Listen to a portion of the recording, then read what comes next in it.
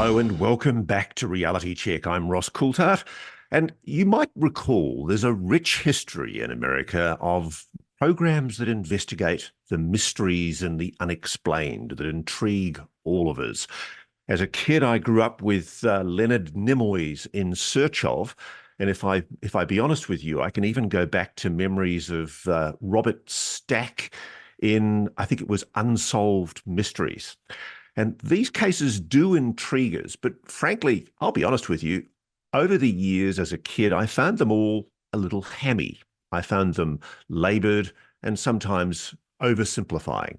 So it's quite refreshing to see a new series on Netflix called Files of the Unexplained. It's an intriguing new 8-part docu-series that delves into a lot of intriguing mysteries across the US and North America. What I especially love about it, and we'll all confess here to a passing interest in UFOs on Reality Check, is it actually tackles the subject, the vexing, taboo, stigmatized subject of UFOs. And the executive producer of that series, Skye Borgman, joins us now. Welcome to Reality Check, Skye. Why on earth is somebody with your undoubted, unblemished reputation as a film director and cinematographer getting into this vexing, stigmatized issue of UFOs? You know you're treading into dangerous waters and falling down a rabbit hole that will get you excoriated by the critics. Yeah, I mean, that's probably why I wanted to do this series, because I am eternally interested in things that I don't know anything about. And that's something, I mean, this series provides such a canvas really of exploring all kinds of different stories that are unexplained, whether it's ghost stories or UFO stories or missing person stories or strange things coming out of the sky stories. Pretty much we can tackle anything. And the what we really wanted to do in this, and I think you sort of touched on it briefly in your introduction, is that we wanted to take a very human perspective in this series. And we wanted to talk to the people who had actually experienced it or their families had actually experienced it and find out what a toll it takes on them. And it's something I deal with a lot in the stories that I tell, is the trauma that people feel from not being believed. And that is something that across this series, every single episode has that in common, that all these people feel traumatized because they're disbelieved, made fun of, unlistened to, and generally sort of mocked. And I wanted to have the world sort of hear what these people feel like when we sort of unabashedly come at them. Can I say the thing that really leapt out at me with your series, and it distinguishes the show from pretty much anything else I've seen on US TV in this vein, is the beautiful cinematography. You've had some fabulous camera operators working on this, cinematographers working on this. It's your cinematography background, I suspect, but boy, there's some gorgeous shots.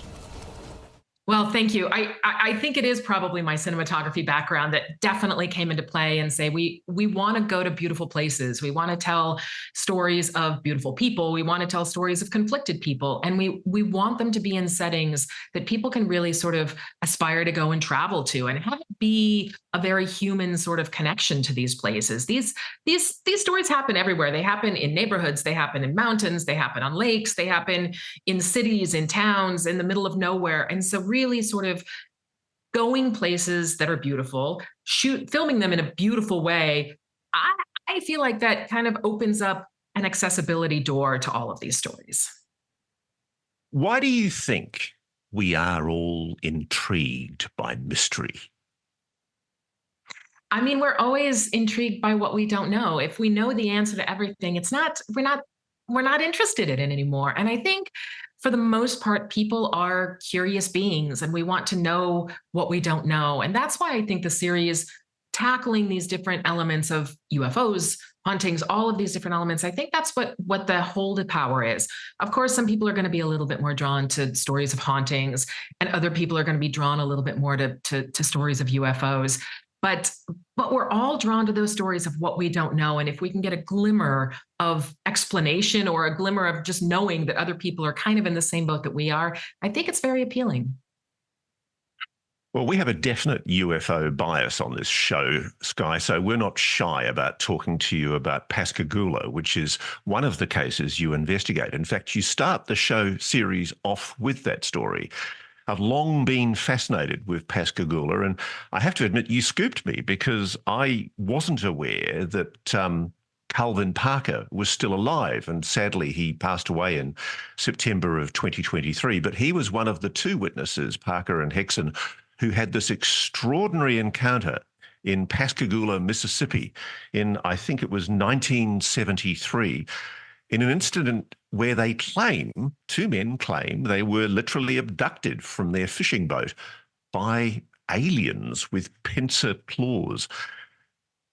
You had an opportunity to, I guess, investigate this case. I assume you're somebody skeptical who comes into these things in the layered way that you do, with the sort of the nuance of investigation. What conclusion did you come away with from that encounter? Because one of the criticisms that I want to put to you about your show and a lot of these kinds of shows is they never reach a conclusion, that you present evidence and then you let the viewer be the judge. There's never a moment where you say, well, we think this was aliens, or we think this was. I laughed, actually. There was one person on Reddit who suggested that the Calvin Parker Hickson story was really a gay encounter, and that they were concealing the fact with this elaborate explanation that they were having an assignation in the darkness. Some people can't be convinced, but tell me, what conclusion did you come to about the Pascagoula 73 alien incident? It absolutely happened. And I think it was an incredibly devastating experience for both of these men. But I feel like their stories really tracked. I never felt like they went sort of off base or that their stories changed. And what really, honestly, what really cemented it to me was the audio recording that happened once, they were left alone. And we talk about it in the episode, they don't start talking about, hey, what's your story? Let's get this straight. Let's get that straight. They really were just flummoxed by what had happened, and they were asking each other about it. And that, to me, was probably the singular piece of evidence that really convinced me that it actually did happen. But what I also find very interesting is I believe, even if it didn't happen, that these two men believe that it did. And that, to me, is enough to believe in the experience actually happening. But I'm one of those that believes it did happen. So you think it's possible we are being visited by non-human intelligence? I do. I think it's a little bit of an egocentric place to be if we believe we're the only ones in this universe, the only ones on this planet. I think that there are other entities out there. I don't know what they look like. I don't know if they're the little green men. I think there's something to be said about a consistency of what these images have been for aliens, that they look something like that. I don't know if those are the only aliens, but I absolutely believe that we're not alone in this universe. One of the other stories you tell, and again, this is one of my favorites, is the Devil's Den incident. Terry Lovelace, who went on to become a district attorney, a deputy district attorney. So he's a person of some repute. He's not given to making inflated or over-exaggerated claims. And a lot of people who've tried to test his story have not found it wanting. And Terry was on a camping trip in the 70s with a friend of his. He was working for the United States Air Force at the time, so he was an enlisted man. And he says he and his colleague, Toby, were both abducted. And he found that the intriguing part, I hadn't seen these x-rays, the intriguing part in the story that you tell is they actually find an x-ray that shows some kind of implant in his leg. Yeah, and what's really interesting about that too is the effort that Terry had to put into actually getting an x-ray of his leg. He wasn't able to get it from his military doctors. It was really a chiropractor that he went to go visit after, who would take x-rays for him, that he was able to find this implant. And he questioned it. There was no scar on his leg. It got there. Who knows how it got there? He doesn't know how it got there. And he questioned it. He knew that something was up, but he didn't know what. And then as he finds this implant, it takes him back to this experience he had in the military so many years prior, and with other instances in his life where he felt that he was visited by aliens, whether it was sort of in a subconscious level or a conscious level. And then, as strangely as the implant appeared in his leg, it disappears again. And so he feels like somebody came back and took the implant out of his leg. But the thing I didn't know about until I saw it on your show was that there were actually photographs of what he says were contusions that appeared after the implant immediately disappeared from his leg. So he's meant to be going in, I think, for another examination. And shortly before that examination, there's literally a wound that appears on his leg. He feels pain. He can't explain where that pain has come from. And when he looks, he sees some kind of contusion, some kind of an abrasion, which suggests that something had happened, which he can't explain.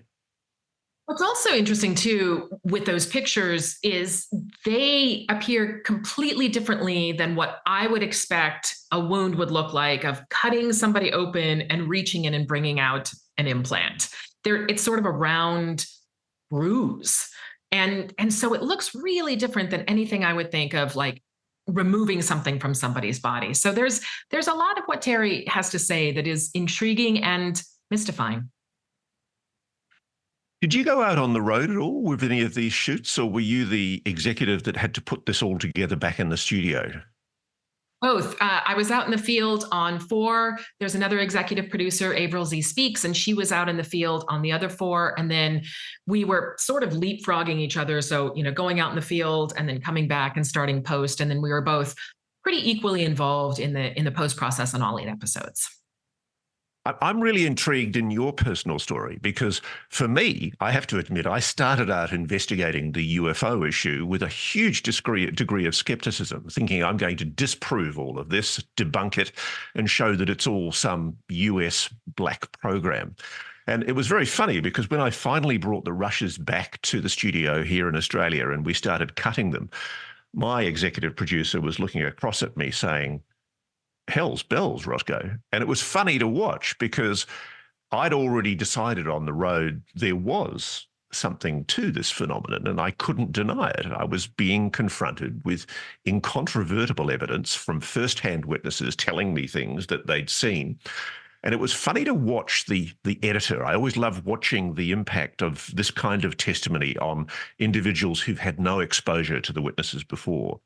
And there is something, it comes through, there's a verisimilitude in what you've been able to do with your stories as well. You hear the witnesses themselves. You hear Parker. You hear Terry Lovelace and John Burroughs. I'll get to John Burroughs in a moment. And back in the studio, people who were hardened skeptics and cynics turn. Did that happen to you? It definitely happened in the studio, but it really happened out in the field, or that's where I felt it the most, because we had, I would say, probably more skeptics in the field and hard skeptics in the field on our team than we did back at home in the editing bays. I think everybody in the editing bay was open to possibilities of things. But in the field, when certain things would happen, we had a couple of skeptics who were just like, nope, it's the wind that did that, or I don't believe this person. And usually what they went to, and this is a really interesting story, is they'd say, well, are there any photos? Is there any video? Why did the camera turn itself off right before it was supposed to record this vision? Or why did this photo of somebody took of an alien not turn out? Or why did it get ruined when it was at the developer? And then in one of the episodes, we were at a beach, and we were all standing around talking, and there were 5 cameras on the beach with us.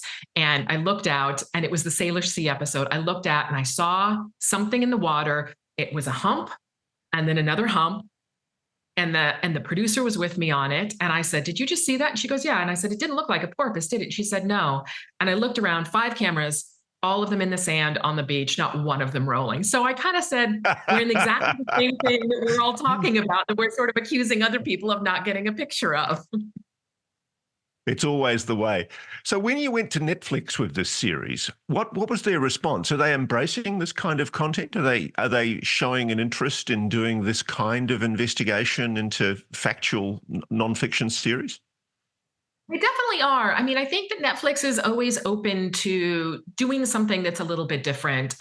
They know that because they've got the new version of Unsolved Mysteries, and they know that that performs well. And sometimes the series or the episodes really of Unsolved Mysteries that have a little bit more of the supernatural element, they see an uptick in people watching this, so they know it's something that people want. They know it's something that people crave. And they haven't produced all that many series like this. There are whole networks in America dedicated to shows like this and to series like this, but Netflix hasn't quite gone there yet. And so I think they're really interested in seeing if a series like this really brings the people in, and if it's something that people respond to. And it seems like they are, honestly. I mean, we kind of shot up to the #1 position, at least here in America. I feel like we did in Canada as well. I don't know how we did in Australia, but it seems like absolutely it's a show that really resonates with the audience. No, it's funny. You've done very well in Australia, and I was aware that you hit #1 during April. I think you were pipped in the 3rd week by The Three-Body Problem, which I freely admit I got addicted to, that wonderful science fiction series based on the trilogy of books. But it's commendable, frankly, that you're running. How long are the duration of the shows? 40 minutes, 45 minutes? They're shorter. They range between 30 and the longest one is 45 minutes, but we're really aiming to be in around the 30-35 minute mark. Because one of the problems in Australia, I've worked in public affairs TV, investigative journalism, 60-minute style shows for probably 30 or 40 years. I'm showing my age. And the thing that I have had a constant battle with is executives in network television who tell me the public are stupid. And they say people don't want to hear too many details. Really, what they want is something that's quick sound bites. I think the Big Chill movie, the Jeff Goldblum character described every story as having to be the length of the average crap. It's the requirement that basically you don't treat the audience as being somebody who's intelligent and capable of analysing facts.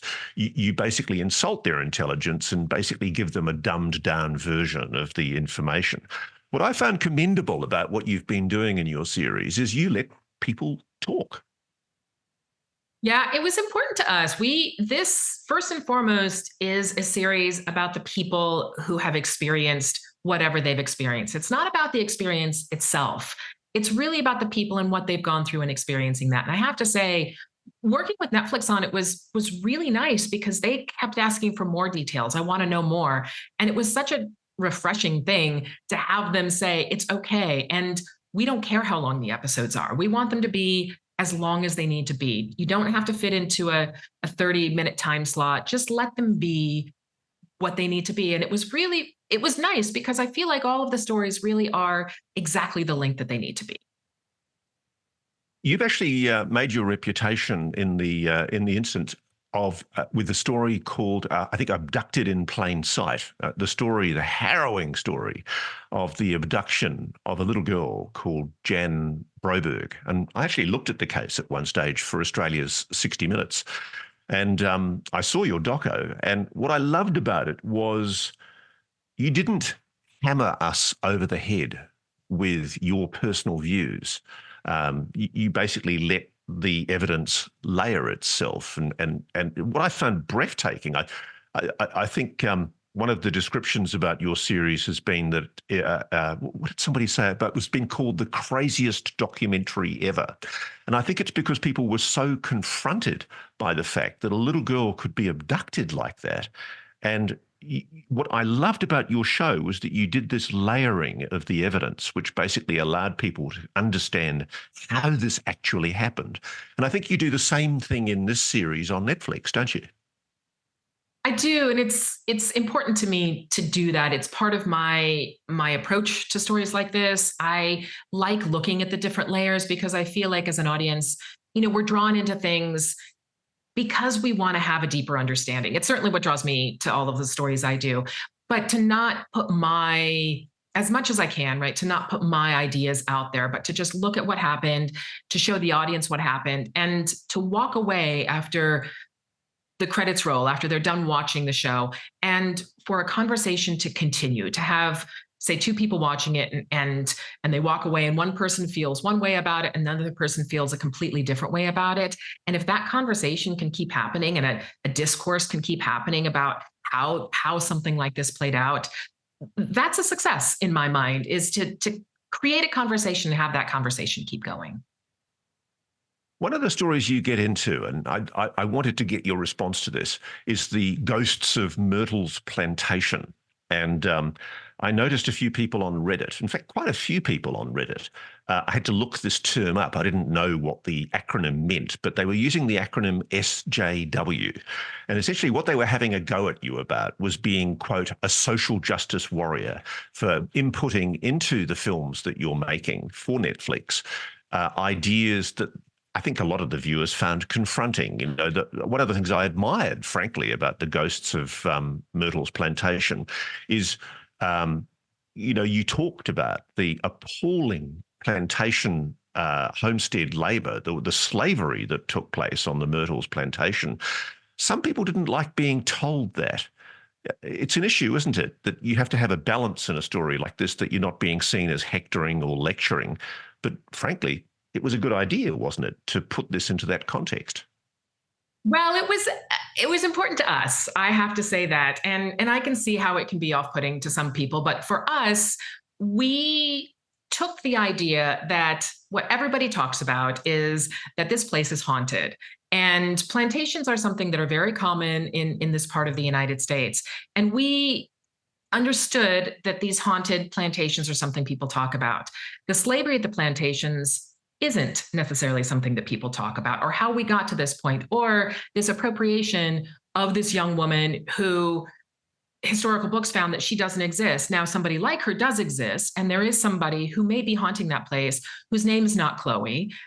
It's possible, but I do feel like having some kind of I don't know, reality that absolutely nobody can say that didn't happen is something that's important, and a reminder of what we're up against. And really to look at ourselves and go, okay, I go to Myrtle's plantation. What do I come away talking about? Do I come away talking about its haunted factors, or do I come away talking about the slavery? And most people go there to experience some haunting. And so I did think it was important with that one, and with all of our stories, we really take some kind of issue, if you will, and we try to bring it to the forefront. Now, I have a confession to make, Skye. There's a person you had on your Myrtle's plantation story who's a member of an organisation in Australia called Skeptics, the Skeptics. I think her name was Karen Stolschnaus. Forgive me if I've pronounced it incorrectly. But oddly enough, I actually loved her contribution to the Myrtle's plantation story, because what you were doing was you were saying, look, here are these people who are saying they're seeing ghosts. And then you did balance it by bringing in Karen, who's now living in America. I think she's worked in linguistics in a North American university. And she's come from Australia, where she was a renowned skeptic. The Skeptics, by the way, gave me what's called the Bent Fork Award in Australia for doing UFO stories. They accused me of being too credulous by giving the subject of UFOs, UAPs, any coverage at all. So frankly, I think you can expect to receive the Bent Fork very soon. But congratulations on using Karen, because I thought she provided a useful counterbalance in the Myrtle's plantation story. She was putting the view that, you know, these are myths and legends. People tell stories to try and understand things. She was giving the classic skeptics, if you like, debunker line to try and explain what people were seeing there. It's important to have the skeptic's view, I think. In all of the episodes, we really tried to bring somebody in that has a more skeptic view, a more scientific view, somebody who could give us an alternate version of what other people may think was a UFO, an alien encounter, a ghost, whatever the subject is. Having that skeptic there, or having one character who could provide both sides, was interesting to us to hear that they are completely scientifically driven, but they can't deny this one experience and they can't explain that experience. And I think that's something that we all have in common. I know I've certainly had experiences that I can try to explain away, and maybe I can come up with an explanation, but maybe I can't. And I think everybody has been there before. And so having that skeptic be the voice of, I don't know, half the audience, more than half the audience, less than half the audience. I think it allows another entrance point into knowing that these stories may or may not be real to everyone. I was talking to a scientist the other day, and he said to me when we were talking about witness evidence, especially in the context of UFOs, UAPs, he said, Ross, stories are not science. And it's interesting, though, because one of the criticisms of shows like this is that we're often giving an airing to credulous ideas, things that people find confronting, ideas of ghosts, of the paranormal, of supernatural ideas. Do you think there's a problem with science in that there appears to be a reality that people are experiencing, whether that's a tangible, real reality? There is something that humans encounter that they use to describe their world, and it comes out in descriptions of the paranormal, of supernatural, of UFOs. We don't appear to have a language or maybe an investigation system that can deal with this, because science essentially says, where's the evidence? And as you and I both know, the cameras are never pointing in the right direction.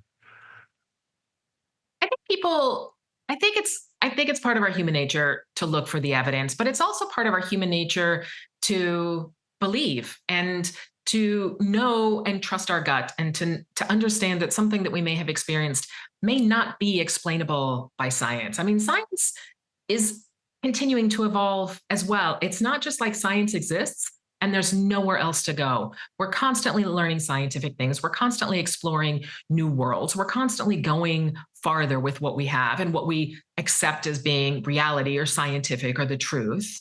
And so I think there's a lot to be said about things that aren't scientific.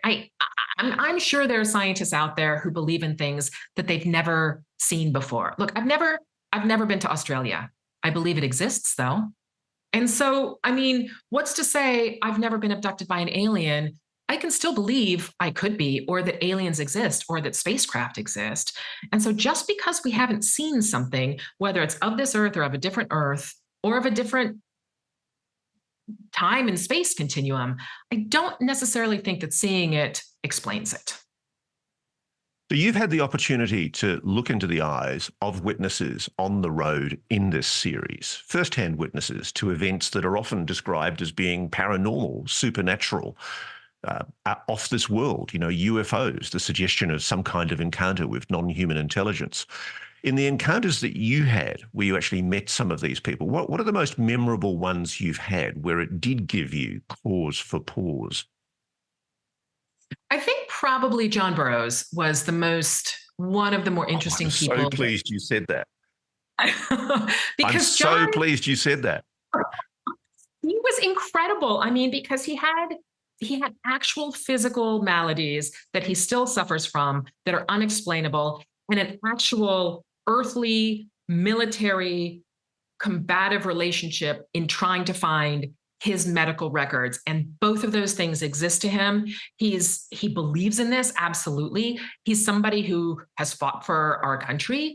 He's somebody that really is the kind of person, and his experience is the kind of experience that lives in both of these worlds in a very, very, very messed up sort of earthly world of not being able to get your medical records and having an experience that actually changed him physically. So I'm just going to explain to our audience. I've spent a lot of time, Skye, investigating the Rendlesham RAF Bentwaters 1980 UFO landing alleged incident.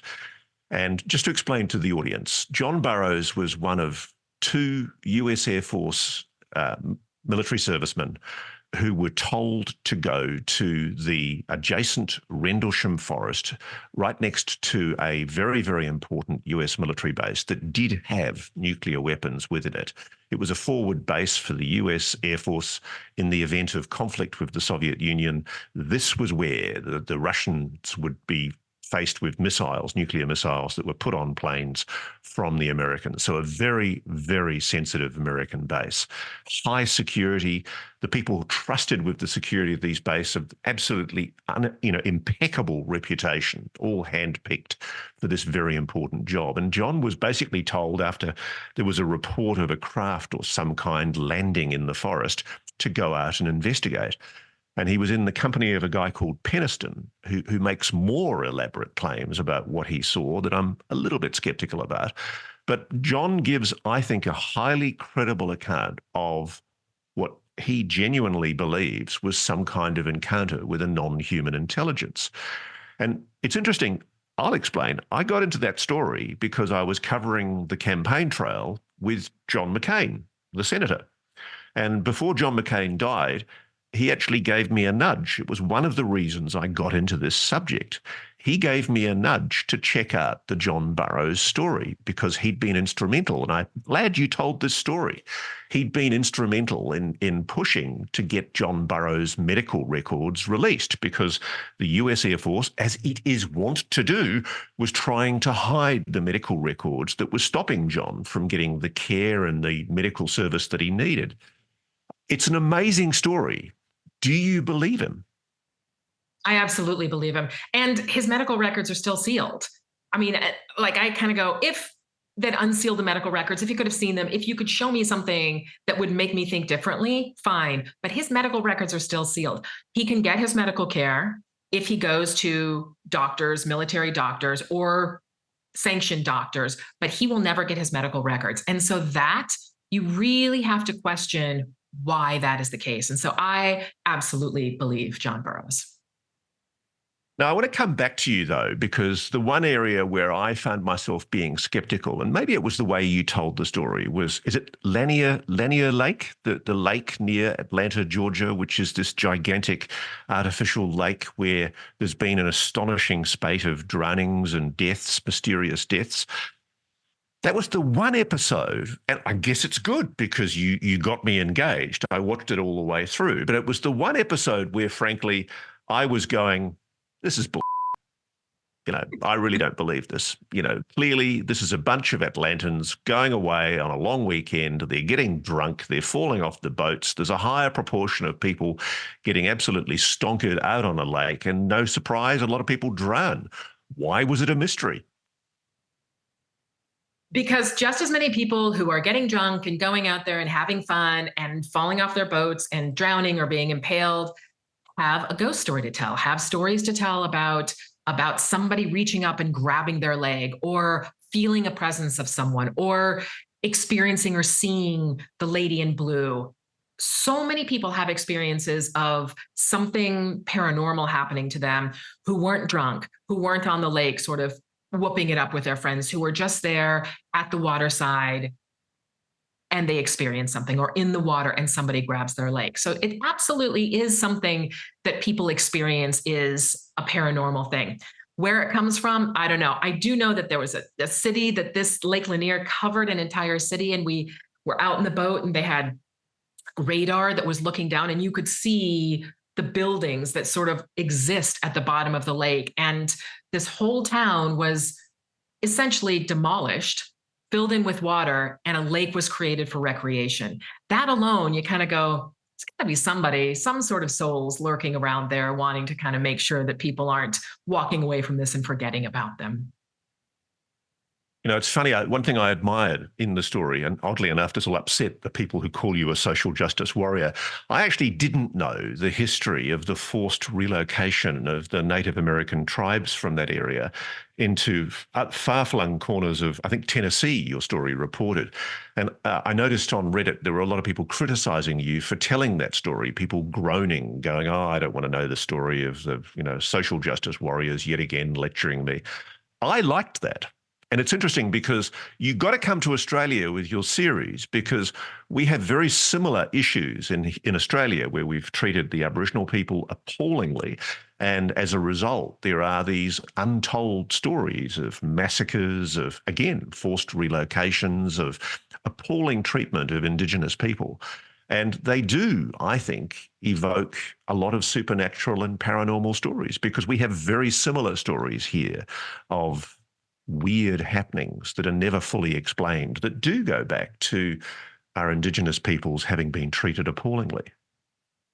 Yeah, I also believe that our indigenous people have a greater, sort of more direct link to the spirit world, I think, than sort of than I do.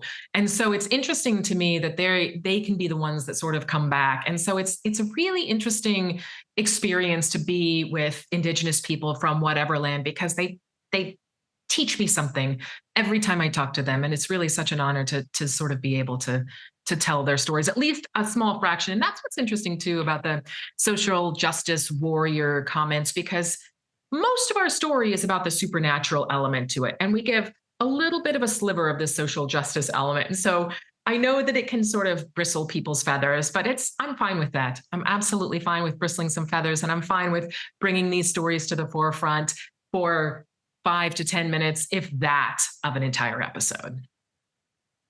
Is Netflix going to give you a new series? Are you going to be able to travel? I mean, I guess I'm worried for you that North America doesn't have enough good mysteries.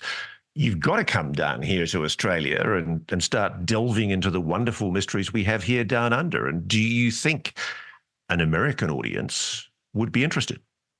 Absolutely, an American audience would be interested. It's funny because when I was doing the initial research, I had a story in Australia of the Trump family, not the Trump family, the Trump family, and a mysterious disappearance that they went through. And it was one of the ones that I really loved. Unfortunately, for our season one, we were sort of told that we needed to stay within the confines of America, not really go much further than this. But hopefully, for season two, we could travel to Australia. There's some stories in Mexico. There are European stories, and I think sort of being able to go beyond the borders of America really will produce some stories that are really, really interesting. Well, Sky, I, for one, am very happy that you're going to have a second series of Netflix, and that we might even get you here down under, because there are intriguing mysteries that I think Files of the Unexplained can very much delve into. Thank you so much for joining Reality Check. I really enjoyed this conversation, and good luck in the future. Thank you so much.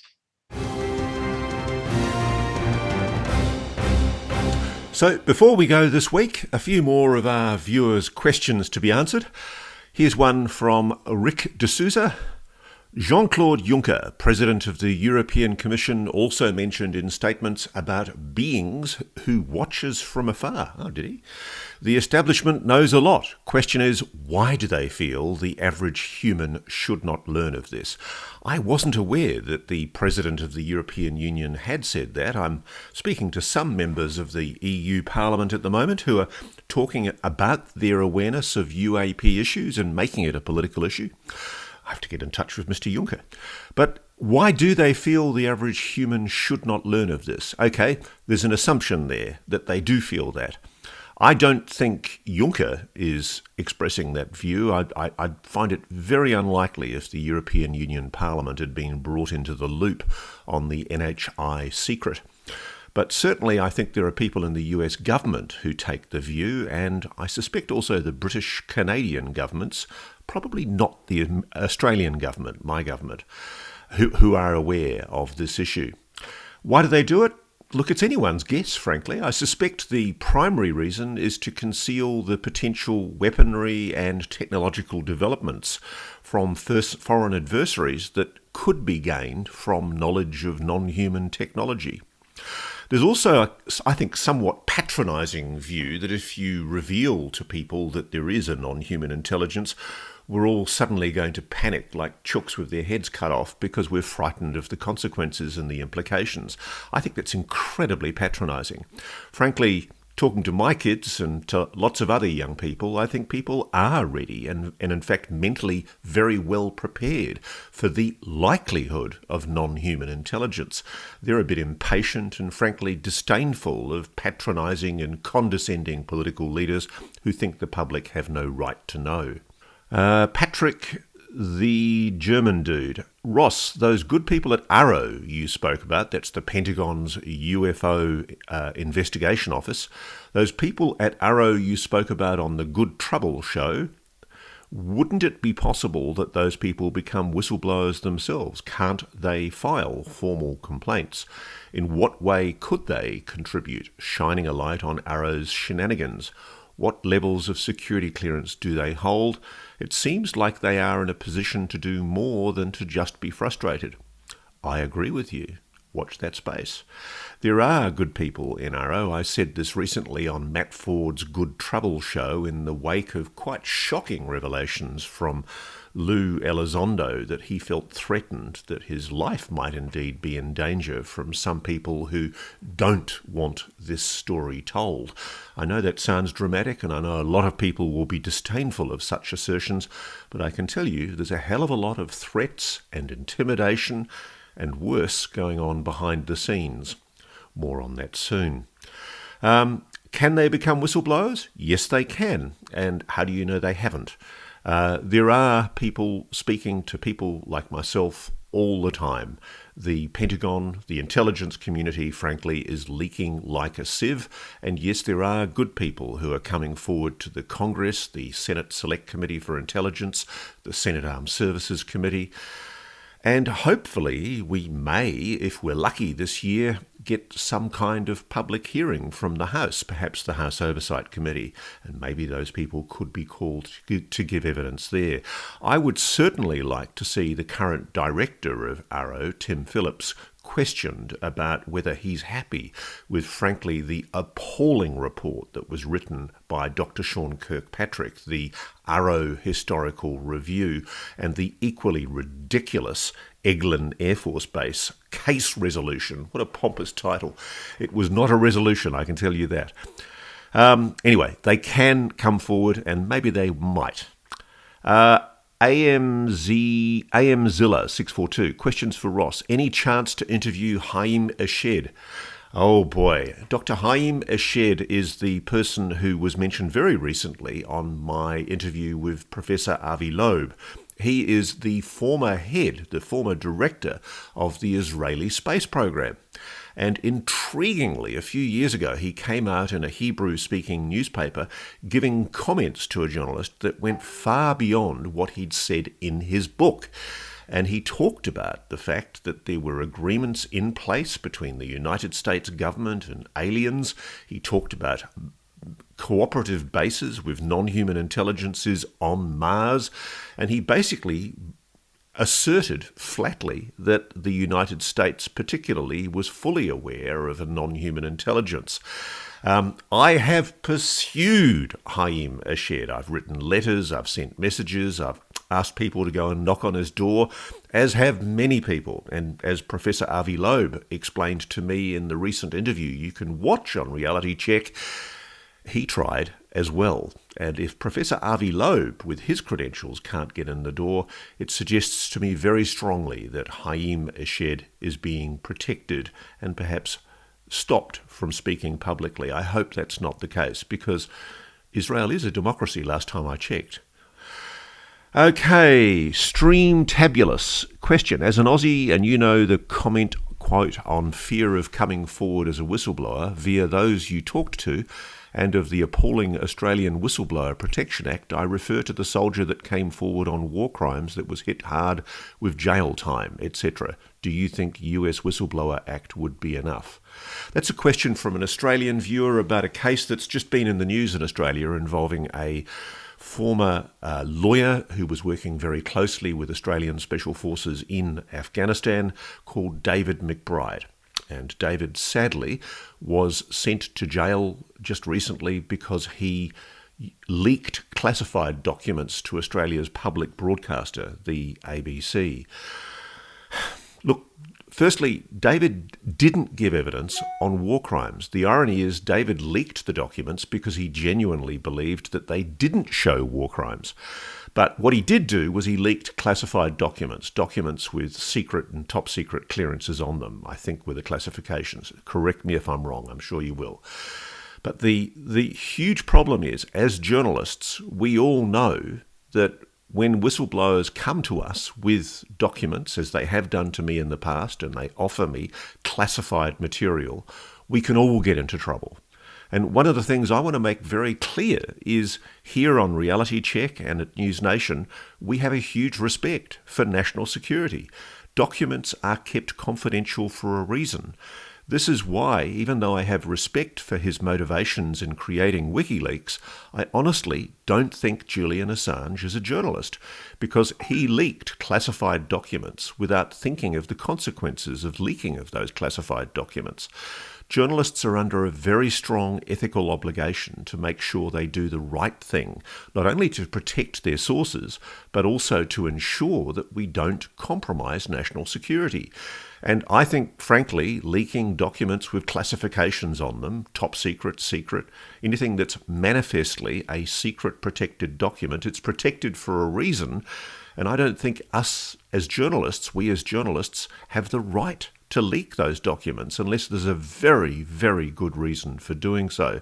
The best example I can think of is the Daniel Ellsberg case, where he leaked the documents that showed just what a complete lie Vietnam was and how the American public were being deceived about the war.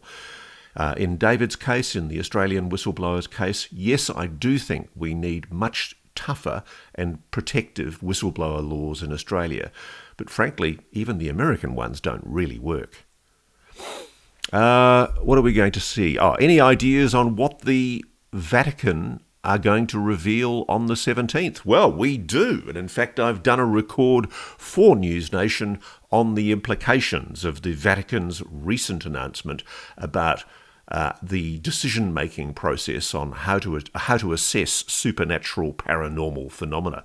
It's quite fascinating, and I recommend everybody take a look at it.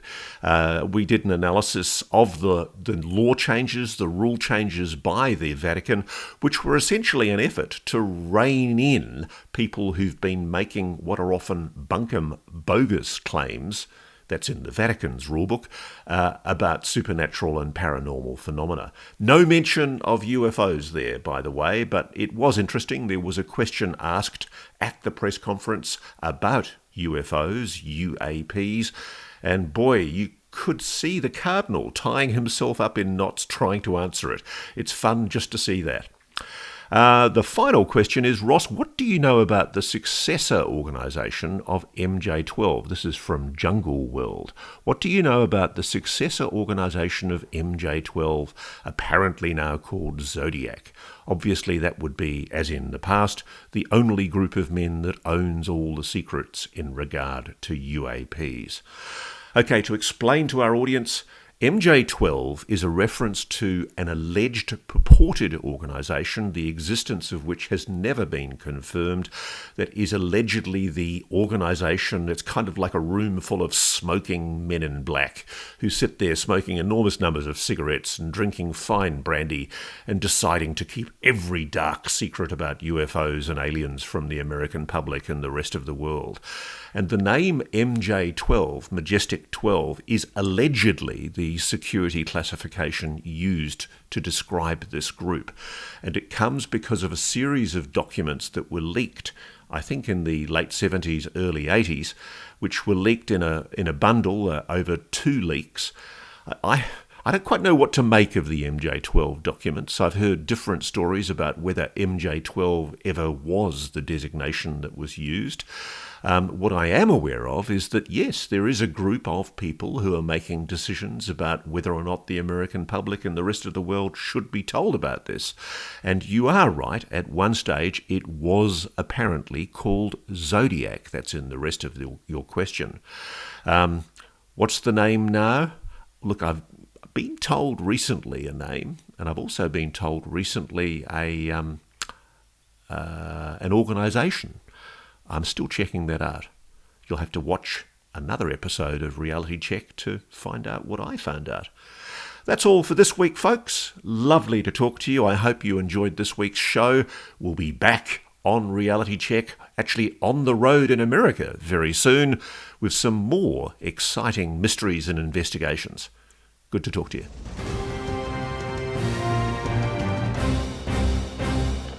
Hello and welcome back to a special edition of Reality Check. This week, we're looking at the possible connection between religious beliefs, Christianity and other religions, and the notion of an extraterrestrial or non-human intelligence. And joining us this week, I'm very honoured to have Congressman Tim Burchett, who's from Knoxville, Tennessee, and he serves on the House Oversight and Accountability Committee. I've had the pleasure of getting to know Tim before, and he's one of the more prominent members of what's becoming loosely called the UAP caucus, a group of mainly lower house members who are pushing for greater transparency and openness from the US government, defence and intelligence community on the subject of non-human intelligence. And I've also got with me today Dr. Paul Thigpen, who's from Savannah, Georgia. He's a retired professor of religious history and historical theology, a prolific best-selling author. What is it, Paul? 58 books or something ridiculous? How many have you written? 60. 60. I mean, that's just an overachiever. But you're now a journalist with a PhD in historical theology, and you were once an atheist. Then you became a Protestant pastor. Then you went into the Catholic Church, and you've actually served at quite a high level on the National Advisory Committee for US Catholic bishops. But most interestingly, you've been the author about 2 years ago of a book with a very provocative title, Extraterrestrial Intelligence and the Catholic Faith. Now, I guess I want to start today by saying on the polls, 74% of Americans in the United States say that they believe in God. Yet a lesser percentage of Americans, that's 65%, believe that intelligent life exists on other planets. And an even lesser percentage, 51%, believe that the UFOs, UAPs that are reported by witnesses on this planet are likely evidence of intelligent life from outside Earth. And when you get to the issue of who in America definitely believe that UAPs are evidence of a non-human intelligence, there's only 11% of Americans believe in definitely a non-human intelligence engaging with this planet. So what's going on here, gentlemen? Do you want to start, Paul? You're the theoretician, you're the professor who's made a study of this. Where do you stand on the issue of extraterrestrial or non-human intelligence and religious belief? Why is there such a huge difference in belief? I think it has a lot to do with our surrounding culture, at least in the United States. The truth is, a good portion of my book is looking at the history of what I call the ETI, or extraterrestrial intelligent conversation, and all the way back to the ancient Greeks, so back 2,500 years. And it's interesting to see that historically, our period is the anomalous period, in that the majority of people don't believe in other kinds of non-human intelligence. So Christians certainly believe in angels. That's a form of NHI. But up until early 20th century, it was the norm for theologians, for philosophers, others to accept the possibility and to take it seriously. And so we're the exception to the. Can I stop you there for a moment, Paul? So the notion in the Christian faith of angels, you would say that angels are a form of non-human intelligence. And I guess by definition, then, that would also include God, who Christians believe is a creator of humans and other animals and creatures, and also demons, the evil creatures associated with those religious beliefs. Are they all non-human intelligence in your understanding? Well, yes, demons are actually angels. They're just the ones who fell, who turned away from God. But in their essence, they're angels. And I don't usually think of God as non-human intelligence, but of course, yes, he's intelligent. He's personal. He's not some impersonal force. But when I speak of NHI, I'm not non-human intelligence. I'm usually talking about God's creatures rather than God himself. Okay, so Tim, let's come to you, sir. I'm fascinated by the references in the Bible to what sound like anomalous paranormal events. And Paul, I know you take a contrary view on this, which is going to be the fun part of this program. But I'm going to read an excerpt from Ezekiel, firstly Acts 1:9, and it's the story of what happened to Jesus after he was resurrected, which is probably quite apt for the coming weekend. He was taken up into heaven. And in Acts 1:9, quote, "After he said this, he was taken up before their very eyes, and a cloud hid him from their sight. They were looking intently up into the sky as he was going, when suddenly two men dressed in white stood beside them. 'Men of Galilee,' they said, 'why do you stand here looking into the sky? This same Jesus who has been taken from you into heaven will come back in the same way you have seen him go into heaven.'" And then, Tim, before I bring you in on this, I also like Ezekiel 1:4-6, quote, "Then I looked, and behold, a whirlwind was coming out of the north, a great cloud with raging fire engulfing itself, and brightness was all around it, and radiating out of its midst like the color of amber, out of the midst of the fire. Also from within it came the likeness of 4 living creatures, and this was their appearance. They had the likeness of a man. Each one had 4 faces, and each one had 4 wings." Now, I know there are lots of references in the Bible that sound extraordinary, paranormal, and anomalous, but I guess to my very biased ear, aren't we talking there about the possibility of non-human intelligence, flying saucers, UFOs, Tim?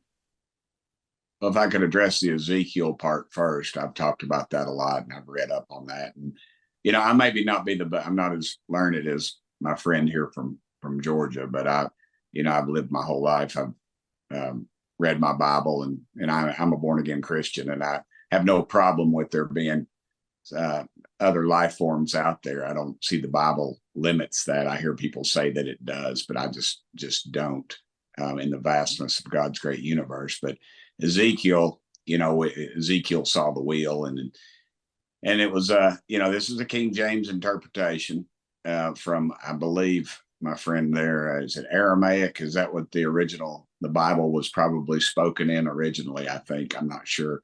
But, this is a translation. So this is people that didn't have the advancements that we have, and are comparing seeing something to something that they know, all they know about.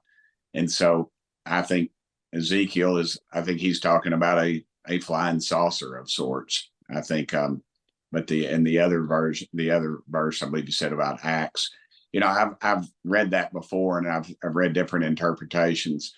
And we were always taught to believe that those were angels, or and there was 2 of them, and I've heard that could have been the 2. There was 2 reference. I can't remember the exact. I haven't done my research on this right now, but I guess long story short, I have no problem believing that there's mentions of extraterrestrials in the Bible, and it doesn't question my faith one bit. It doesn't hurt it or damage it. Matter of fact, it makes it stronger. It makes it a lot more vast than we as Christians sometimes make it this little comfortable little box on this little round rock we call Earth. So, Paul, is the notion of angels incompatible with the notion of aliens? Is it possible that we're talking about one and the same thing? Is God perhaps, good heavens, I hope I'm not saying this in a heretical or insulting way to people of religious faith, but is it possible that God is an alien? Wow. I would, God's, at least in the Christian faith, God is in a totally different category from what we might consider an alien. Whatever aliens exist are his creation. He's not one of them. And excuse me, angels are a non-human intelligence, but I don't think we want to automatically kind of equate them with angels in some way. What I like to say is this: when you look at the experiences that people have with unidentified aerial phenomena today, what often happens when they describe their experience and to people who don't believe in such things, and what's always the response? Oh, well, you must have really X, Y, or Z. You must have really you had a hallucination, you had a dream, you're drunk, you saw swamp gas, whatever. Because what they're doing is they dismiss what the person says because they don't believe in what that person thinks it was, but they believe in something else. So they'll make the identification there. And I think we have to be careful with sacred text the same way that the passage in Acts is, I think, is very clear. It says appearance of men, but very clear in the Christian tradition that those were angels. And in Ezekiel, it's very clear in the Christian tradition and in the rest of the context that in both cases that this was not unidentified to the people who were seeing it. They knew exactly what they were seeing, and they gave an interpretation of what it was. So I think we have to respect that, both the observers and those who recorded it and the tradition since then, that it is, I take it that that's exactly what it was, that they were angels. Even in Ezekiel, they were known as angels, but also the glory of the Lord. So to answer your question about aliens and angels, at least in the Catholic tradition, there's a very clear kind of definition, understanding that angels were non-human intelligence created before human beings were. Some of them fell and turned against God. Those are demons, some did not. That the word angel means messenger, that God still sends them to us to help us in various ways. And that they are purely spiritual beings. They don't have corporal bodies. They don't exist in space, that they can act on space. They don't move through space. And so to speak of alien in the sense of a creature from another planet or another dimension is really very different from the Catholic understanding of what an angel is. Okay, so let's acknowledge here that obviously Christianity is one of many religions. The Islamic Quran, for example, there's a line in the Quran which says, "All praise is for Allah, Lord of all worlds." And there's another one, "And among his signs is the creation of the heavens and the earth, and of whatever living creatures he has spread forth in both. And he has the power to gather them together whenever he pleases." That's commonly interpreted by a lot of Islamist scholars as an acknowledgement by the Quran that there is indeed a notion of there being other intelligent living creatures in the universe. Let's start from basics. I'm intrigued by this line in Genesis, which says, in Genesis 1:27, quote, "So God created man in his own image. In the image of God, he created him. Male and female, he created them." Isn't that completely incompatible, gentlemen, with the idea of there being other intelligent living creatures that don't look like humans? Who wants to start? I don't think it's incompatible at all. It's to be made in the image of God, again, in the Catholic tradition, is to have a rational intellect and a free will. And I would add that that's what we would call a spirit or soul, and that it's immortal. And so there's nothing there that says there can't be others who are like that. It's talking about this planet. But he does say that we created man in the image of God. So if humankind is designed in the image of God, are we to assume that God is a humanoid and that the only dominant living creator creature is a humanoid creature, therefore we look like that humanoid creature? Or am I being too literal here? Tim, what's your view? Well, I'm again, I'm not the biblical scholar, but you could say the same thing. Well, why are there black folks? Why are there Asian folks? Why are there white folks? Why are there, is God a chameleon? I mean, I could see that being, I just think he's talking about Earth, and I think he's talking about the likeness and maybe the profile.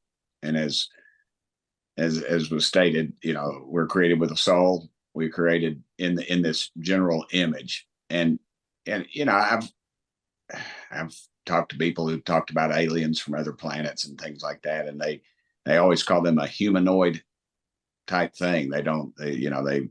They have a face, they have arms and legs and things like that. So, but I like I said, I don't get too hung up on all that stuff. I really don't. I have enough confidence in the scripture to believe that it's, they're talking about Earth, and I agree with what was said earlier. So, Paul, just to pin you down a little bit, because I am intrigued by that chapter in Genesis. If God made humankind in his or her own image, isn't that an implicit acknowledgement by the Bible, the text on which Christianity is based, that humans are essentially the same type of species, if you like, as God? Or am I being too literal? Yeah, I think so. Well, too physical, maybe is a better way to put it. At least in the Catholic tradition, I'd say the majority of the Christian tradition, the image is not taken to mean the physical body. It's understood that God doesn't have a body except in the incarnation in Jesus Christ. It was God and took on a human nature with a body. But in his own essence, in his own being, he's pure spirit. But he is the supreme rational intellect. He has a supremely free will. He is immortal, and that in those ways we're made in the image of God. And I'm pretty sure a study of Judaism, I think that notion that that's what the image means, something like that, goes back to Jewish sources as well. I know in the Catholic faith, you'd be hard pressed to find some kind of statement that that our bodies have to be in that image. The closest you get to that, St. Thomas Aquinas will say things like, when you talk about in the scripture the hand of God, then what that means is that we're made in his image, not he in ours, and that just as he has an active power that he can extend into the world to do things, we have hands that can extend into the world to do things. Doesn't mean that God has a physical hand, but it does mean that aspects even like that in a secondary way show that we're made like him. Okay, so look, I've actually, the great thing for you gentlemen is that the very irreligious me in the last week or so, since I've been preparing for this interview, has been reading my Bible. And it's not something that Ross Coulthard has done a lot of in his lifetime. And I just want to say, whilst it hasn't converted me, it's given me a lot of thought. Because as well as that Ezekiel line that we discussed with both of you, there's also lines like this one, Zechariah 5. Again, I lifted my eyes and I saw, and behold, a flying scroll. And he said to me, what do you see? I answered, I see a flying scroll. Its length is 20 cubits and its width 10 cubits. And there's more. There's Kings 2:11. As they still went on and talked, behold, chariots of fire and horses of fire separated the two of them, and Elijah went up by a whirlwind into heaven. I mean, forgive me, maybe again I'm being too literal, but this is what the Bible says. That sounds like some kind of paranormal phenomena that's not inconsistent with what humans today, witnesses, describe as flying saucers, anomalous objects in our skies. How do we know they're not? Again, let me take a stab at that. I think what they're doing is comparing it to what they know and what they have. Again, Ezekiel saw the wheel. The wheel was the most technologically advanced item they had at that time, and they're seeing something that I forget what a cubit is. I think well, I can't remember right now. My Baptist Sunday school lessons are fading in my memory at 59. I guess that's to be expected. But if you figure something, if it's half as wide as it is long, you're looking at a silhouette in the air, and that would, to me, would be a saucer. That would be the classic saucer right there. And I don't know, Paul, you take a shot at it. I'm not sure this, but that's what I see. I just see they're comparing something. They're possibly not educated people, and that's all they have to compare it to is what they know, and that at the time was a scroll. Paul?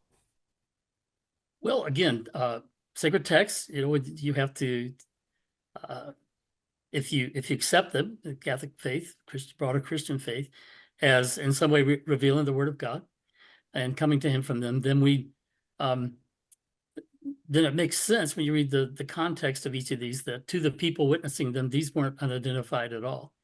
They knew what they were. They knew that for instance, in Ezekiel, it talks about the glory of the Lord, and actually with the wheels and everything else, it's more closely aligned with what a great throne would look like for a king of that time.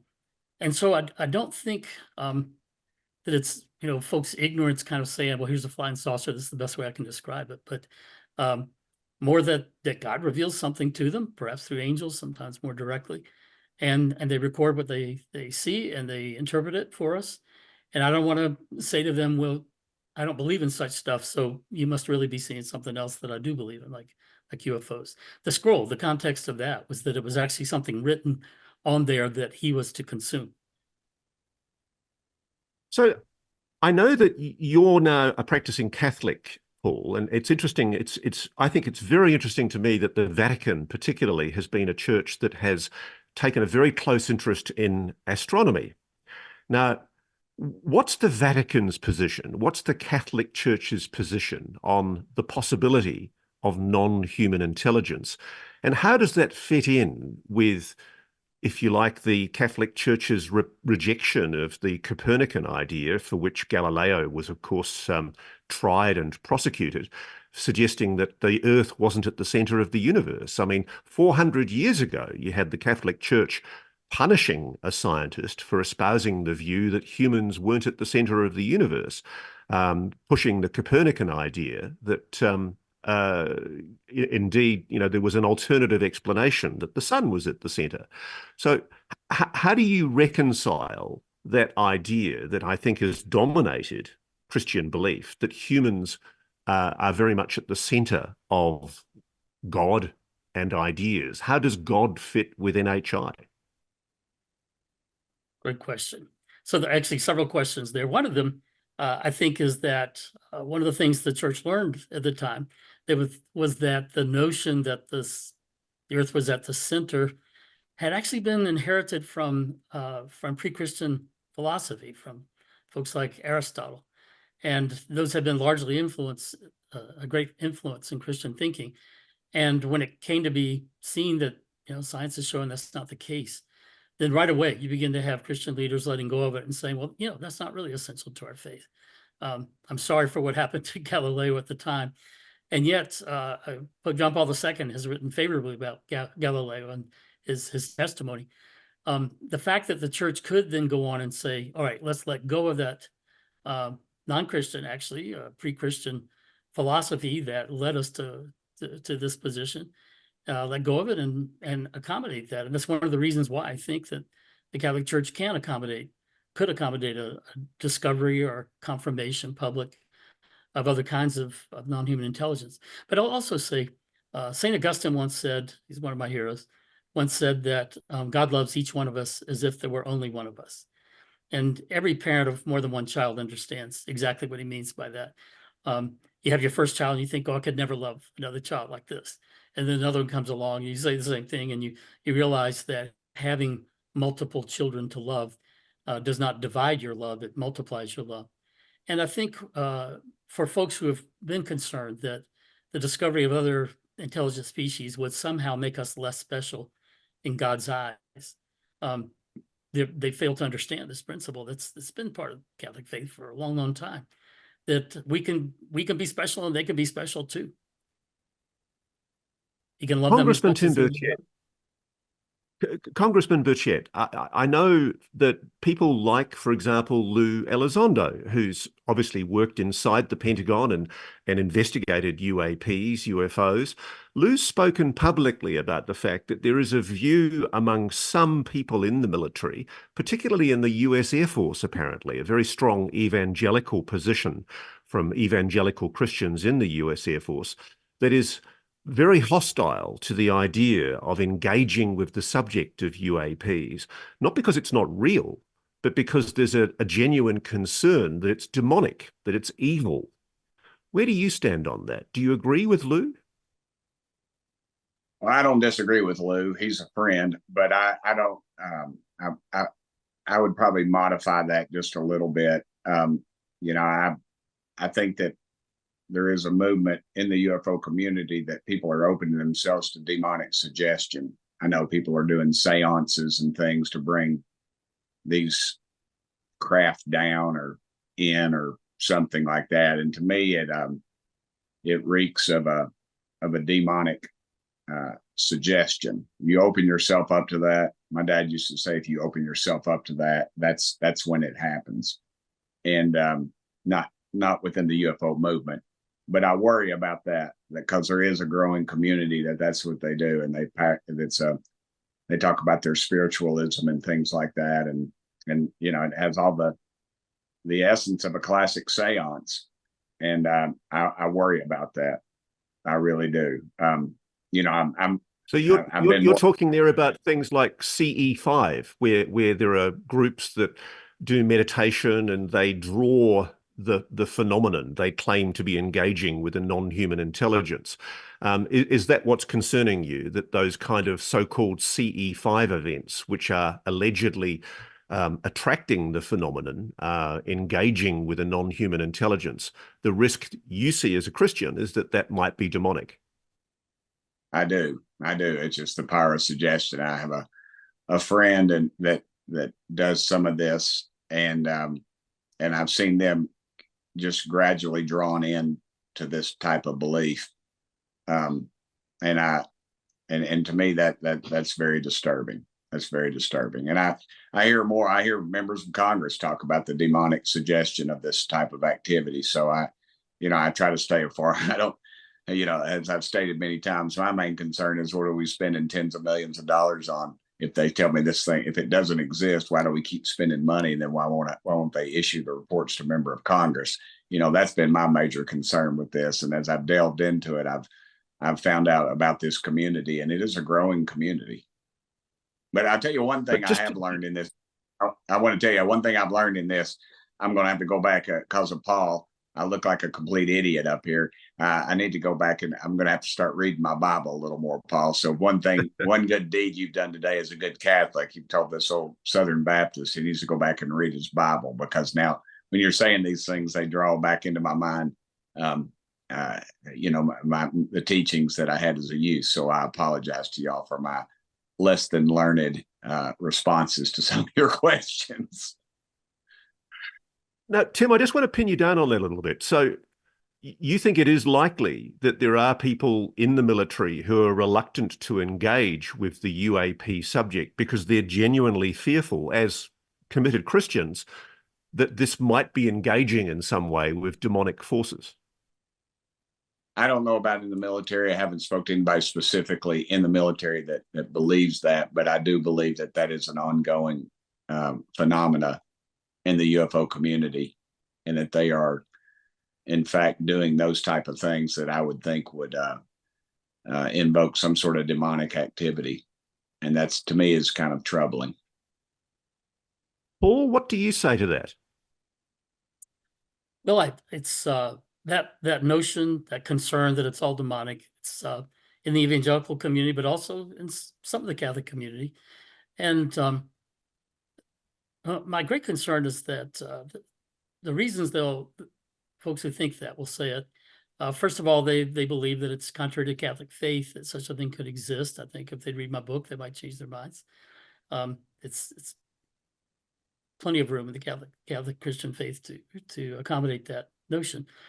But also, there are examples of incidents in which people have encounters that sure fit the classic diabolical profile. I'll just mention one that I was listening to a podcast, won't mention his name, but someone well-known in the community who had been involved with Skinwalker Ranch and these things, and talking about the so-called hitchhiker phenomenon. And he says that at one point, if I'm not misrepresenting him, that the thing kind of inside was invisible, seized him, and he began to speak through his mouth with a voice that wasn't his. That's kind of a classical profile of Christian thinking that would be diabolical, demonic possession. I'm not saying he was possessed, but I am saying things like that give people reason to, concerns. The abduction phenomenon in certain ways can seem like diabolical possession. My point is this. I think probably there is some overlap. We've got a lot of things going on here with regard to UAP. And I think there is some overlap, that there are some things that probably are diabolical. And I've never denied that. But that to go from that to take some incidents and then jump to the conclusion that it's all demonic, when the great majority of UAP does not fit any kind of diabolical profile as we've understood it. I think that's just a leap you can't make to make the absolute statement it's all demonic. It's a leap of logic you can't take. So I agree. one of the things I've been doing in my research is I've been looking at the current Pope Francis, and of course his name before he became Pope was Jorge Mario Bergoglio.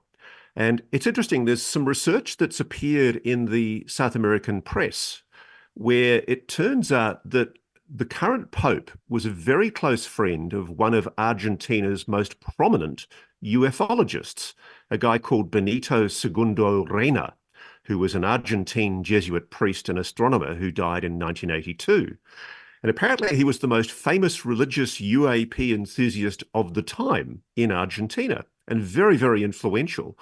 And apparently he was the mentor of Jorge Mario Bergoglio, Pope Francis. Is this acknowledged inside the Vatican at all, Paul, that the current Pope has been very much a close friend and indeed mentored by a person who was very avowedly a ufologist and who apparently also there are other people who are well-known Argentine ufologists who claimed to receive messages from extraterrestrials that could be prophetic. And one of those prophecies told the current Pope, Pope Francis Bergoglio, that he was going to become Pope. Have you ever heard this before? I heard it from you in a private conversation, that last part. Yep. And to be honest, I haven't heard it otherwise, but I will also be very clear. Do not have connections in the Vatican. I don't have kind of sources there that or in Argentina that you would have. So I'm not ruling any of that out. I'm just saying that I'm not aware of it personally. No, one thing I do want to acknowledge is, look, I have to be honest, as a journalist, I've given the Catholic Church a pretty hard time over the years for, horrible instances of failure to properly investigate sexual abuse, for example. But one of the things I do admire is the Catholic Church's preparedness to discuss the possibility of extraterrestrial intelligence or non-human intelligence. It's been quite progressive in this regard. What does the current Pope say, and what have previous popes said about the possibility of a non-human intelligence? Nothing I know of with Pope Francis that he said. Perhaps in a private audience he has, but I'm not aware of it. It is interesting, though, that with Pope St. John Paul II, probably the most popular, Pope of our times, that he once was speaking at a parish, receiving questions from the audience.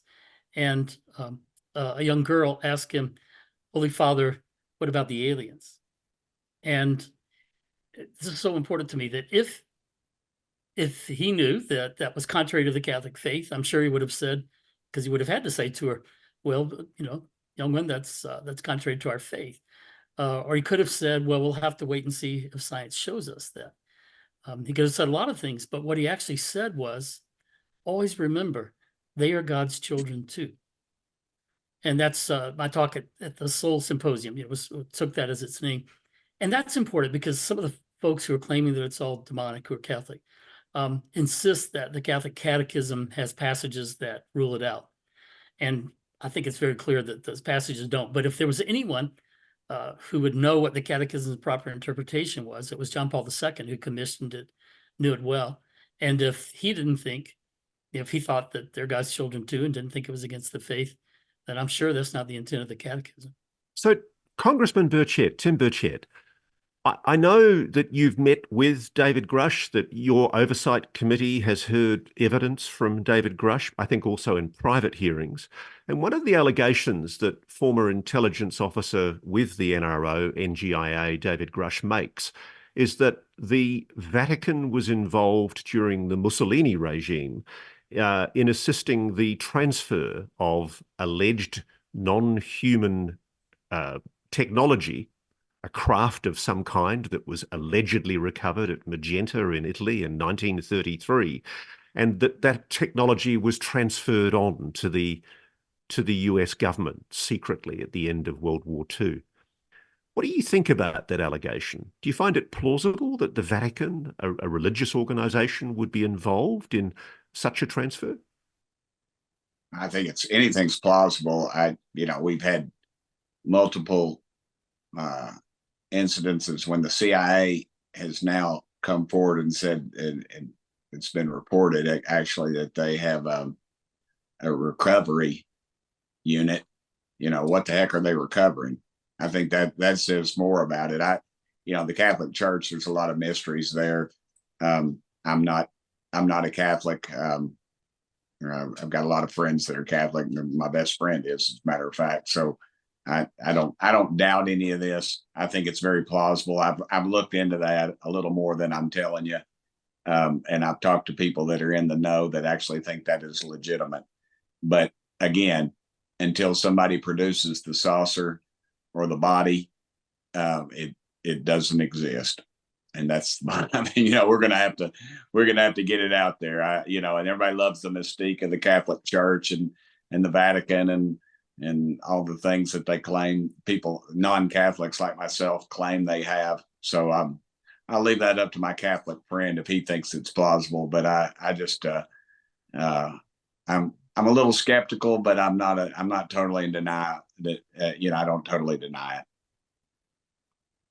And Paul Thigpen, obviously you do have knowledge of at least Catholic theology and history. Do you find it plausible that the Vatican might have been involved in assisting the United States in the retrieval of an alien spacecraft that was recovered from Magenta, Italy in 1933? I certainly think it's possible. There are folks I know have studied it and said that the information that was put out several decades ago about it, that I don't hear him saying it was a hoax, but just that it wasn't sufficient really to be convincing. But my conversations, with you, convinced me that Dave Grush probably has evidence that wasn't part of that, and so and he seems to be convinced that it happened. So all I'm saying is that I think it's possible. Simply for this, think about the situation. By 1944, Mussolini's been executed by his own people. The government's fallen apart. Things are very unstable. You still got the Germans hanging in there, and they were known, I'm sure the Vatican would have known, to be looking into this kind of stuff. The Russians were doing their own advances. If I were the Pope, and I'm just speculating, if I were the Pope and I knew that this had happened and was there, and that there was a chance that such a thing could get into the hands of the Russians or the Germans or even the mafia to sell to the highest bidder, I might conclude that the safest, most moral thing to do would be to find some way to help the United States get it. They would be the one actor that I would trust the most. I think that's just my own thinking about it. So I think it is possible. Well, gentlemen, I think we'll have to leave it there. But Paul, your answer does leave open the intriguing possibility that for 80, 90 years, the Vatican, one of the greatest religious institutions on the planet, may well have known about the existence of real evidence, hard evidence of a non-human intelligence engaging with this planet. I guess time will tell. But look, I have to thank both of you for joining us on Reality Check, and I hope you have a happy Easter break and look forward to seeing you on the other side. Thank you both, gentlemen. Thank you, Ross. Thank you, Congressman. Thank you, guys. Pleasure. Now I'm going to go read my Bible for you. Thank you, Paul. So I found that conversation very intriguing. It really does raise the possibility that the Vatican knows a lot more than it's letting on. And I can only hope that, as Congressman Tim Burchett is intimating in a lot of his public comments, we may soon see more public hearings and more revelations from whistleblowers.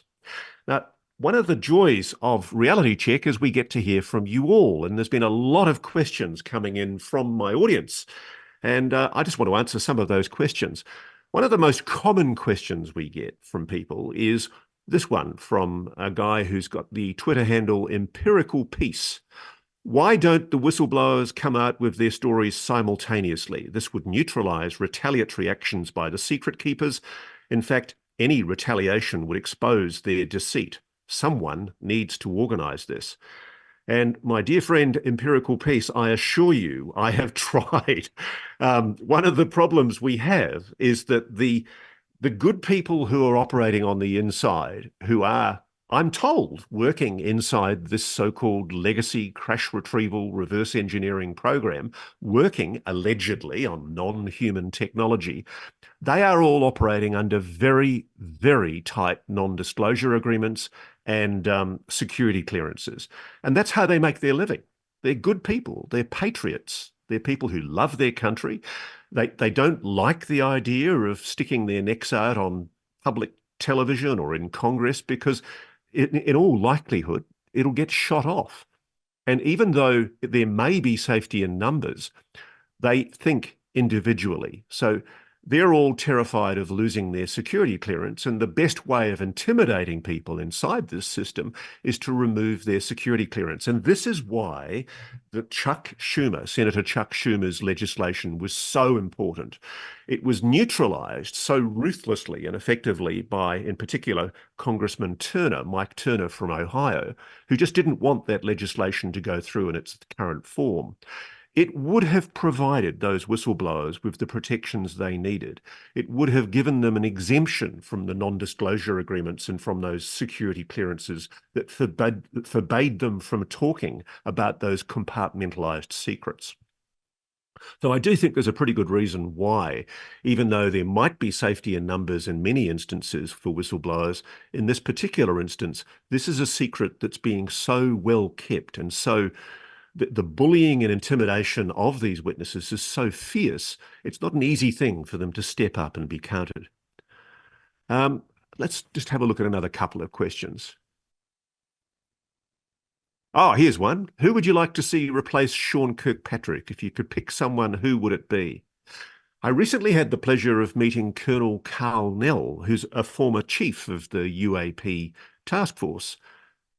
Magnificent warrior intellect. I've never before met somebody inside the military who's quite so bright and sharp and well attuned to the UAP issue. So if there was one person I'd put and say he should be there, it would be Colonel Carnell. And frankly, for that very reason, I don't think it's going to happen. One more question. It seems as if there is pretty solid insider certainty that there is irrefutable evidence that the US government is indeed being dubious on this issue. Why then can you not please provide this credible evidence to the public? This issue will not press forward when there is a possible debunk. And I completely agree with you. I think the whole UAP social media community is just going to have to be a lot more patient. Truth will out. Whistleblowers will come forward, but they need time. I'm in conversation with some of them at the moment where they're wrestling with that decision. A number of them are going through the DOPSA process, applying for the Defence Office Pre-Publication Security Review Approval System, like David Grush did. They're hoping that they can get clearance to speak before a public hearing of Congress. It's a hell of a lot safer for them than it is for them to appear on national television in obvious breach of their security clearance and their NDA.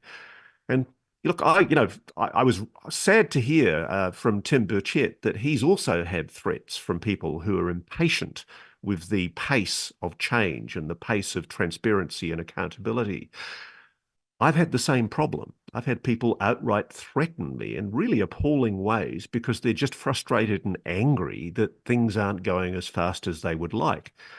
I've had a lot of people say to me, I should just say I know where this large UAP craft is located. And I've explained very strong reasons exist for why that particularly national security sensitive installation shouldn't be revealed. Ultimately, we're all part of a very good alliance, the Five Eyes Alliance, that has kept world peace and security since the end of World War II. The Yakuza Agreement, the Five Eyes, an alliance between my country, Australia, and the United States, England, Canada, New Zealand. It's really important. And for the good reason, we don't want to jeopardize vital national security concerns. So there has to be a balance. And even though people would love me as a journalist just to come out and spew everything I know about the subject, I actually do think there are very good reasons to be cautious. But I do think there's reason for optimism. And I think we can only wait and see what comes out of Congress and other quarters. More on that soon. Thank you very much for watching Reality Check. I hope you enjoyed that very stimulating conversation between Representative Tim Burchett and Professor retired Paul Thigpen. See you again.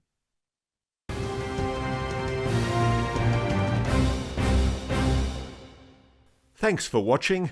Go to joinnn.com to find NewsNation on your television provider. And please don't forget to click that red subscribe button to ensure you get more of NewsNation's unbiased and fact-driven news coverage.